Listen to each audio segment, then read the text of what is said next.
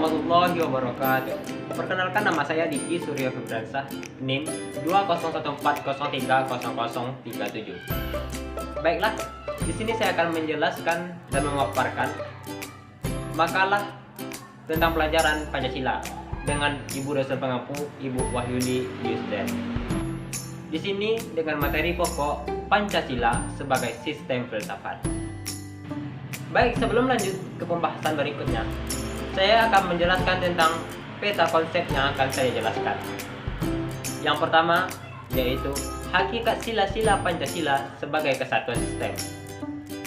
Dan yang kedua, mengevaluasi bentuk dan susunan Pancasila yang bersifat hierarkis, piramidal, dan saling mengkualifikasi. Nah, sebelum lanjut pembahasan, silakan teman-teman like, comment, and subscribe video ini, dan jika bermanfaat silakan teman-teman share ke teman-teman yang lainnya. Baik, saya akan melanjutkan ke materi yang pertama.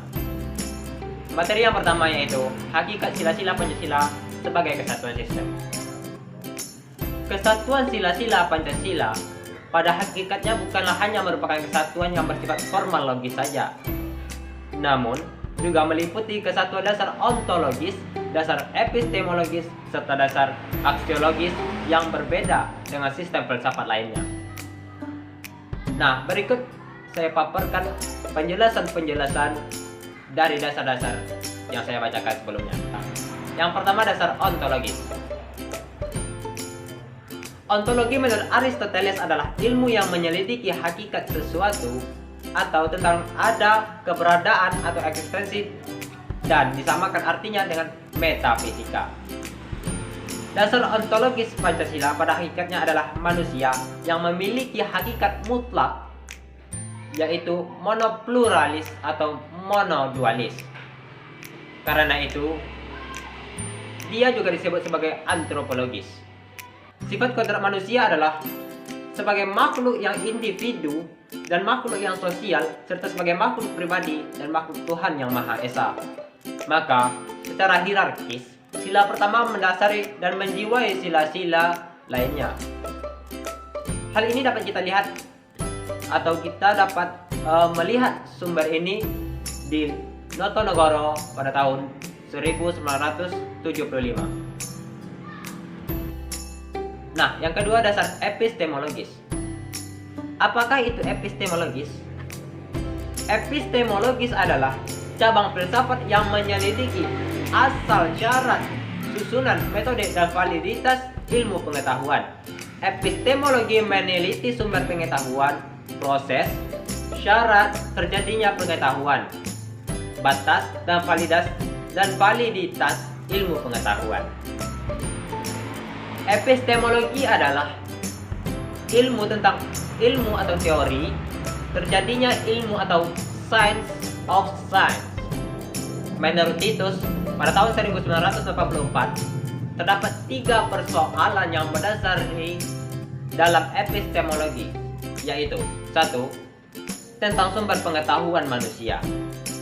Yang kedua, tentang teori kebenaran pengetahuan manusia. Dan yang ketiga, tentang watak dan pengetahuan manusia. Secara epistemologis, kajian Pancasila sebagai filsafat dimaksudkan sebagai upaya untuk mencari hakikat Pancasila sebagai suatu sistem pengetahuan. Pancasila sebagai sistem filsafat pada hakikatnya juga merupakan sistem pengetahuan. Ini berarti Pancasila telah menjadi suatu belief sistem cita-cita menjadi suatu ideologi. Oleh karena itu, Pancasila harus memiliki unsur rasionalitas, terutama kedudukannya sebagai sistem pengetahuan. Nah, yang ketiga, dasar aksiologis. Di sini, dasar aksiologis sila-sila Pancasila sebagai suatu sistem filsafat memiliki suatu kesatuan dasar aksiologis, yaitu nilai-nilai yang terkandung di dalam Pancasila pada hakikatnya juga merupakan suatu kesatuan. Aksiologi Pancasila mengandung arti bahwa kita membahas tentang filsafat nilai Pancasila. Apakah kalian tahu Apakah itu aksiologis? Istilah aksiologi berasal dari kata Yunani, yaitu aksios dan logos. Aksios yang artinya nilai, manfaat, dan logos yang artinya pikiran, ilmu, dan teori. Aksiologi adalah teori nilai, yaitu sesuatu yang kita inginkan, disukai, atau yang baik. Bidang yang diselidiki adalah hakikat nilai, kriteria nilai, dan kedudukan metafisika suatu nilai. Nah, diingatkan kembali kepada teman-teman, sebelum melanjutkan ke pembahasan berikutnya, silakan teman-teman like, comment, dan subscribe di video ini. Nah, selanjutnya saya akan melanjutkan materi yang kedua, yaitu mengevaluasi bentuk dan susunan Pancasila yang bersifat hierarkis, piramidal, dan saling mengkualifikasi. Pengertian hierarkis piramidal digunakan untuk menggambarkan hubungan hierarkis atau berjenjang sila-sila Pancasila. Baik dalam kesatuan sila-sila Pancasila juga dapat dijelaskan dengan mengacu pada sistem filsafat yang terdiri dari 3 landasan, yaitu ontologis, epistemologis, dan aksiologis. Seperti yang telah saya jelaskan sebelumnya, semuanya memiliki saling keterkaitan. Nah, pada penjelasan ini, dasar ontologis sila 1 sebagai landasan ontologis tidak langsung berarti bahwa Tuhan menjadi penyebab tidak langsung adanya Pancasila. Sedangkan sila kedua merupakan landasan ontologis langsung karena manusia menjadi penyebab langsung adanya Pancasila. Artinya, Pancasila ada itu karena adanya manusia Indonesia yang merenungkan, merumuskan, dan menjadikan sila-sila Pancasila sebagai dasar-dasar negaranya.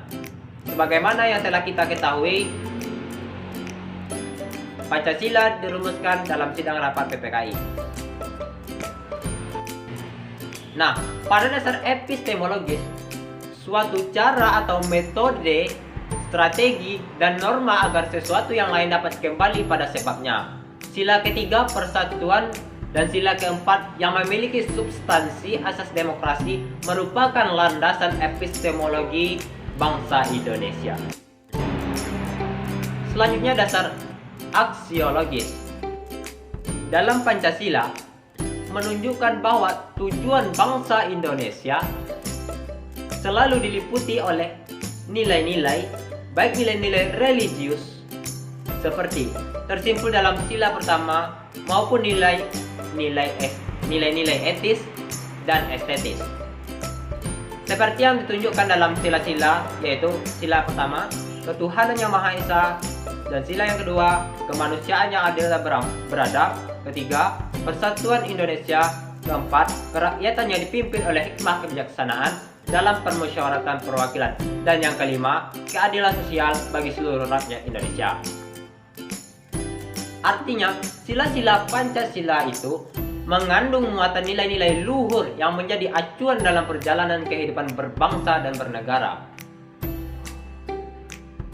Untuk lebih detailnya, teman-teman semua dapat melihat pada diagram berikut ini. Baiklah, jika ada di antara teman-teman yang bertanya, silakan teman-teman bertanya di kolom komentar di bawah ini. Baik, mungkin hanya itu materi yang dapat saya paparkan pada video ini. Jika video ini bermanfaat, silahkan teman-teman share ke teman-teman yang lainnya. Mungkin hanya itu. Kalau ada salah dan janggalnya, mohon maaf. Wabillahi taufiq wal hidayah. Assalamualaikum warahmatullahi wabarakatuh.